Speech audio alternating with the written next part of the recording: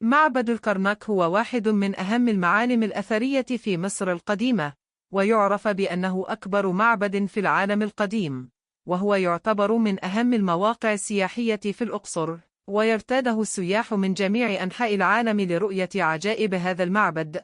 يعود تاريخ بناء المعبد إلى العصور الفرعونية، وقد استغرق العمل فيه أكثر من 2000 عام. وتعد تلك المدة هي الأطول في تاريخ البناء لأي معبد في العالم.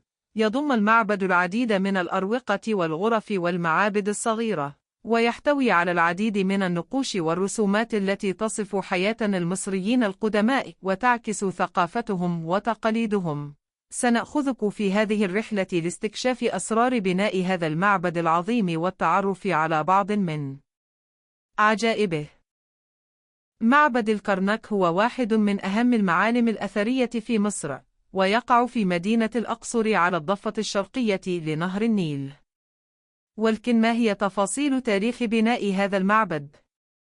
في البداية، يعود تاريخ بناء معبد الكرنك إلى الدولة الوسطى في عصر الأسرة 11، وكان معبداً صغيراً في ذلك الوقت.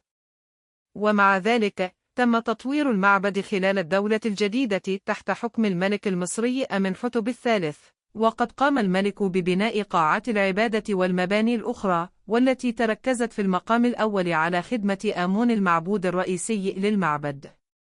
في عهد الملك تحتمس الثالث تم توسيع المعبد ليشمل المزيد من المباني والمعابد الصغيرة في جميع أنحاء الموقع، وتم تجديد وإضافة العديد من الزخارف والنقوش على جدران المعبد. وفي الفترة العباسية، استخدم المعبد كمسجد، وتم بناء بعض الأجزاء الإضافية خلال هذا الوقت. وفي القرون الوسطى، قام الأتراك العثمانيون بتحويل معبد الكرنك إلى قلعة عسكرية ومنصة مدفعية، واستخدموا بعض المباني داخل المعبد كسجون. وفي العصر الحديث، قامت حكومة مصر بترميم وتجديد المعبد وفتحه للزوار، وأصبح المعبد موقعاً سياحياً شهيراً ويستقطب آلاف الزوار من جميع أنحاء العالم. يعد معبد الكرنك واحداً من أهم المعالم الأثرية في العالم، وذلك لا سيما بفضل تصميمه الرائع وأبعاده الهائلة التي تجاوزت كل التوقعات. وفيما يلي نستعرض بعض النقاط المتعلقة بتصميم المعبد وأبعاده الخارقة. يعود تاريخ بناء المعبد إلى القرن 12 قبل الميلاد، وكان يعتبر وقتها واحدا من أكبر وأهم معابد الدولة الوسطى في مصر القديمة. يتكون المعبد من مجموعة من الأروقة والقاعات والأبنية الضخمة التي تحتوي على العديد من النصب التذكارية والتماثيل التي تجسد الآلهة المصرية القديمة.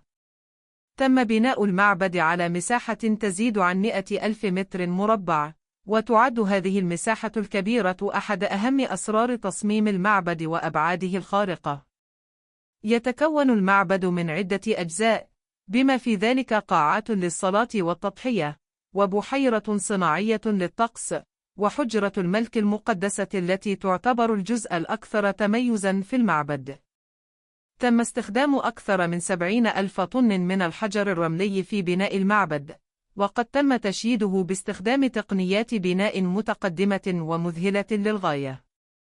يعد تصميم المعبد معقداً للغاية، ويشتمل على العديد من التفاصيل الدقيقة، بما في ذلك نقوش ورسومات تجسد الآلهة المصرية القديمة والتي يتم التأمل فيها بشكل دائم. يمثل معبد الكرنك أحد أروع النماذج الفنية في العالم، وهو يدل على مدى التقدم والحضارة التي وصلت إليها الحضارة المصرية القديمة. السلام عليكم، لا تنسوا الإعجاب بالفيديو والاشتراك في القناة تشجيعا لنا لنستمر بنشر المزيد إن شاء الله.